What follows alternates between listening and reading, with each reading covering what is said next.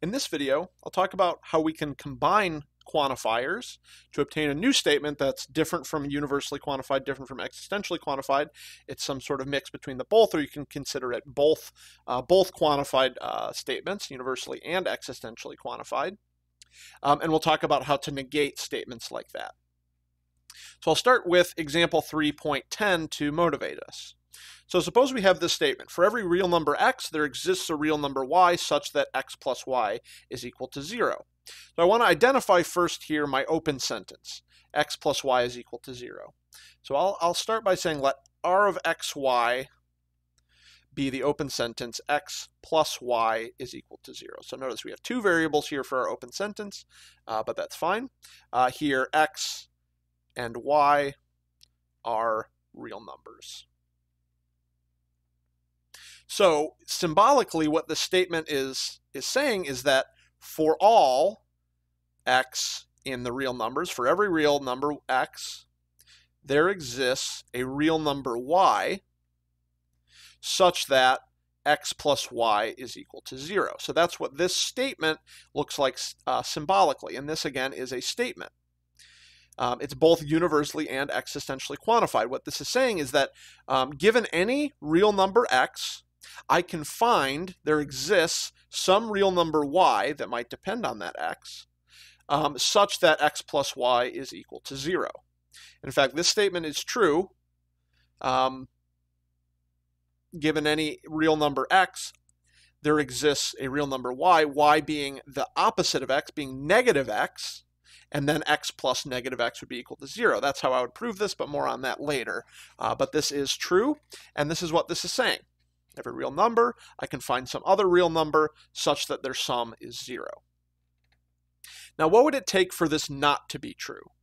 What's the negation of for all x in the real numbers, there exists y in the real numbers such that x plus y, such that r of xy.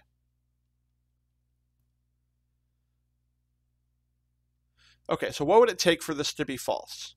Well, one, I'd have to come up with a real number x that breaks this. That is, I'd have to come up with a real number x such that I can't find any real numbers y whose sum so that their sum is 0. I can't find any. So that is, for all real numbers y, x plus y is not equal to 0. So just like when we negated a universally quantified statement, it turned to existential. When we negated an existentially quantified statement, it turned to universal. Both happen here. This is, there exists a real number x such that for all y in R, x plus y is not equal to 0. So that is, r of xy is not equal to 0. So we would say in words, there is at least one, or there exists a real number x such that for all, or for every real number y, x plus y is not equal to 0.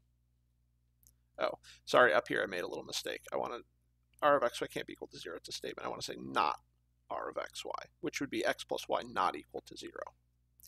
And this is true in general when we negate a quantified statement like this, when we have a couple quantifiers. Again, each flips to the other quantifier, and we negate the open sentence.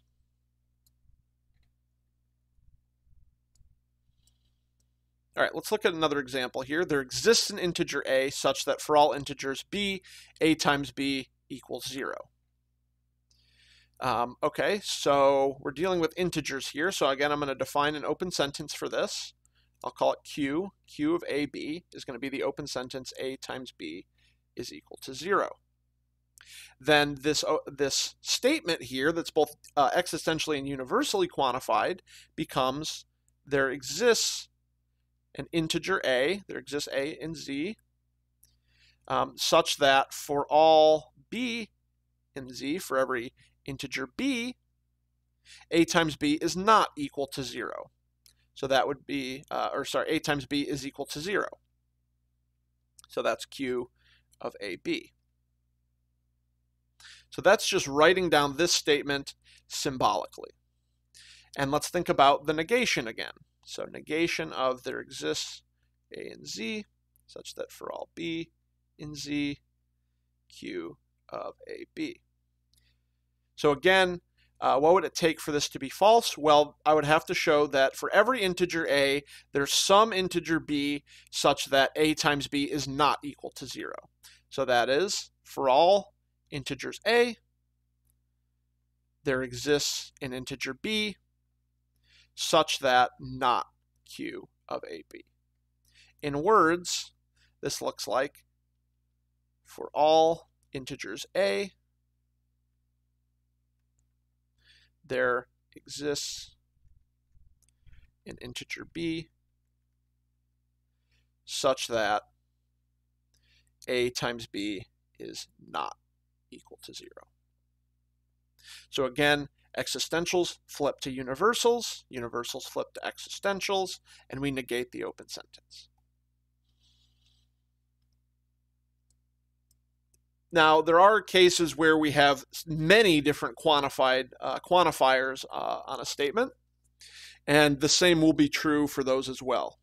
Also, the point should be made that these examples weren't special, that this sort of rule works in general for any open sentence that's been quantified using two different quantifiers. Okay, that's it for this one. I'll see you next time, and we'll talk about proofs.